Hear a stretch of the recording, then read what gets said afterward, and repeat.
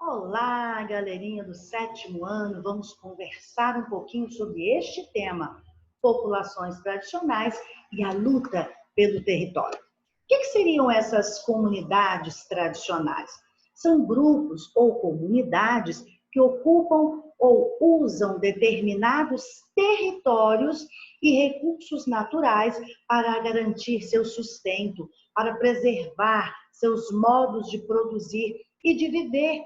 E isso inclui seus conhecimentos, preservar suas crenças, suas práticas, e tudo isso é transmitido de geração para geração. O pai transmite para o filho. Então, a ideia é que haja uma continuidade dessa cultura, desse modo de viver das comunidades tradicionais. E nós temos diversas comunidades tradicionais no Brasil. Muitas delas habitam seus territórios desde o período colonial ou até antes da colonização. E entre as comunidades tradicionais estão, olha, deixei em destaque aqui para vocês, diversos povos indígenas, comunidades remanescentes de quilombolas, comunidades do Cerrado, comunidades extrativistas, ribeirinhos, caiçaras e muitos outros. Então, nós vamos continuar aqui a nossa leitura dando uma olhadinha aí nessa imagem que representa as comunidades indígenas no Brasil. Comunidades que contribuíram para o crescimento da população brasileira e que merece o nosso respeito. Também temos, meus queridos, as comunidades quilombolas, os remanescentes quilombolas. Essas comunidades são comunidades remanescentes de um período histórico, um período de escravidão no Brasil e que representam a resistência. Resistência a todo tipo de dominação que se estabeleceu aqui no Brasil através da escravidão. Também nós temos os povos do Cerrado. São comunidades que vivem de forma tradicional no Cerrado brasileiro. Vivem da atividade agrícola, da pecuária, da atividade extrativista, do artesanato. Então, são comunidades tradicionais do Cerrado. Além disso, nós temos os cidadãos extrativistas no Brasil. Em várias partes do Brasil, nós temos aí grupos de pessoas que vivem exclusivamente de atividade extrativista, como é o exemplo que vocês podem observar. Essas imagens aqui, olha, mostram alimentos, oferecidos pela natureza. Nós temos também atividades extrativistas, como a extração, por exemplo, do látex, que é utilizado para diversas finalidades, como, por exemplo, para a fabricação da borracha. Nós temos também atividades extrativistas no Nordeste brasileiro, que são produtos extraídos tanto para artesanato, quanto para alimentação e outras funcionalidades. Muito bem, então essas comunidades são comunidades tradicionais, que vivem de atividades tradicionais. E aí, meus queridos, nós temos também os povos ribeirinhos. Esses povos ribeirinhos também vivem de atividades tradicionais, como, por exemplo, a pesca, a caça, a agricultura e outras atividades também tradicionais. Queridos, temos em todo o litoral, a região sudeste e sul do Brasil, nós temos os chamados povos caiçaras. Esses povos caiçaras, eles são resultado de uma miscigenação, ou seja, de uma mistura entre brancos, negros e índios. E habitam esse litoral do sudeste e do sul do Brasil com atividades tradicionais. Como vocês podem observar, a pesca é uma atividade super tradicional, porque são povos que vivem no litoral, São povos que vivem mais próximos ao litoral.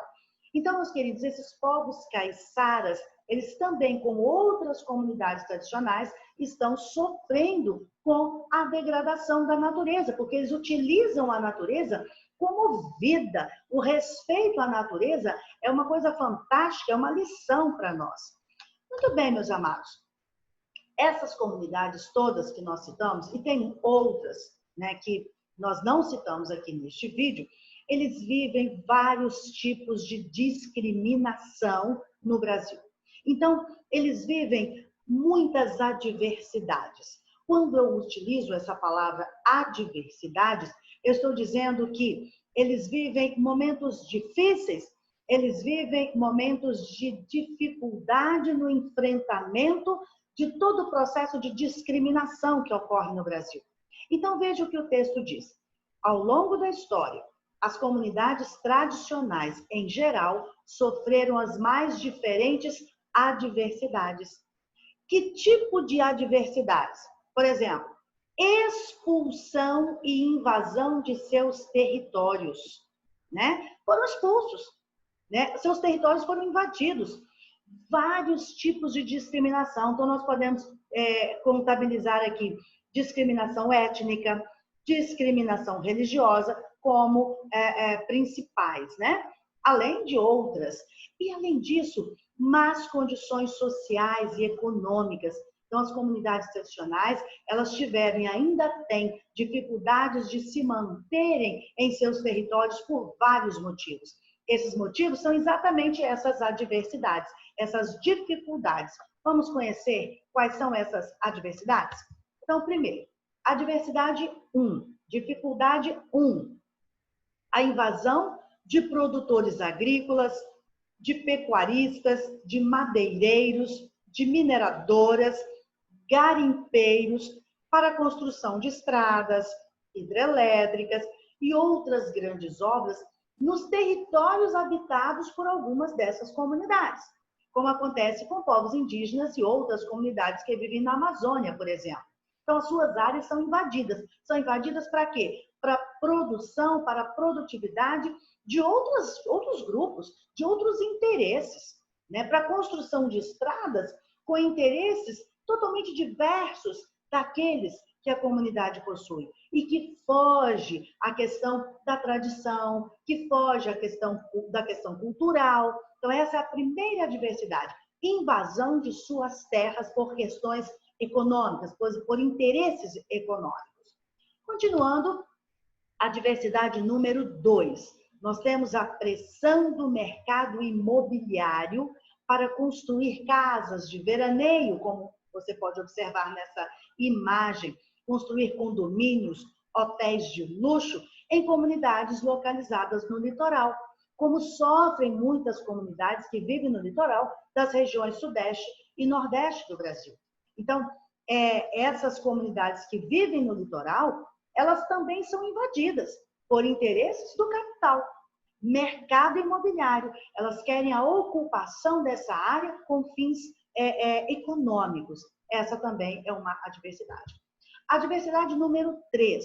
Nós temos o preconceito e a discriminação de setores da sociedade em relação principalmente às suas tradições, principalmente em relação às religiões de matriz africana. Então, preconceito religioso, preconceito étnico, essa é a adversidade número 3. Adversidade número 4, degradação dos elementos naturais dos quais muitas dessas comunidades dependem. Eu já disse para vocês que essas comunidades tradicionais, elas utilizam a natureza de maneira sustentável, né? Elas utilizam a natureza com respeito. A natureza é a mãe, a terra é a mãe. Então, veja, olha a diferença. Nós temos aqui, olha a diferença dessas duas palavras. Ego e eco. Observem que aqui nós temos o homem com o seu ego, né? Digamos assim, o homem motivado no sentido de que ele é melhor, ele é superior, no entanto, ele se coloca no topo, acima de todos os outros seres. Agora, quando o homem ele não tem esse ego aguçado, mas, ao contrário disso, ele tem uma consciência ecológica, observe que ele não está aqui no topo de todos os outros seres. Muito pelo contrário, ele faz parte dessa natureza, ele se sente parte dessa natureza e, tal como ele, todos os seres merecem o que a natureza pode oferecer. Então, quer dizer, o homem que tem essa mentalidade ecológica, né, aguçada, ele luta, então, pela preservação dos recursos naturais como, como parte da sua própria sobrevivência, porque ele depende dessa natureza. Muito bem, interessante, né, meus queridos? E aí, nós precisamos pensar numa questão: garantir o direito dessas comunidades tradicionais. Como que isso pode ser feito? Veja que garantir esses direitos vai além da sobrevivência das pessoas e da preservação da cultura. Garantir o direito dessas comunidades não é apenas preservar a cultura dessas comunidades. Não é apenas chegar no dia 19 de abril e a gente se vestir, se caracterizar de índio e ler uma poesia sobre o índio. Não, não é só isso. Vai muito além disso. Então, há muitos outros motivos importantes para assegurar o direito de ocupação e uso dos territórios por essas comunidades. Eles têm direito à terra.